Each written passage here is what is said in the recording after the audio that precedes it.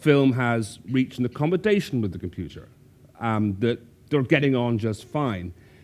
The oddity, of course, is that when addressing the computer in speculative mode, when looking at what it might do in the future, the movies have been nothing but hostile. All is dystopia. No utopian ideas are really allowed. That's boring. Utopia is boring, but which is true about all science fiction, to be fair. I mean, there are very few interesting utopias in science fiction, and the utopias that you do find tend to be satirical.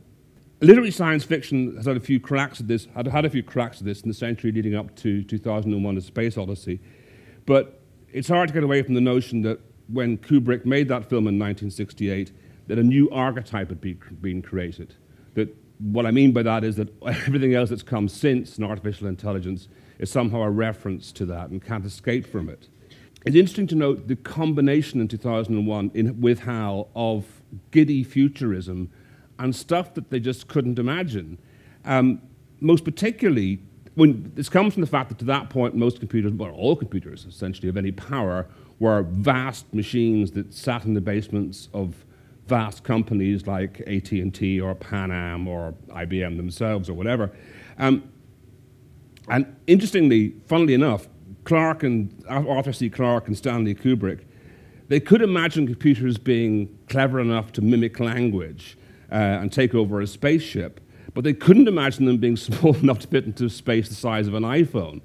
One of those interesting parts, technologically, looking back at 2001, is when they go back to dismantle HAL towards the end. And you all know this scene. They enter and they start pulling out little strange plastic objects. And it's enormous. It's this enormous, enormous object. It is very much like the kind of thing that you would have found in the basement at Pan Am or in the basement at AT&T. It's an interesting thing about, like, however big their imaginations were, they couldn't think how small the computers would be.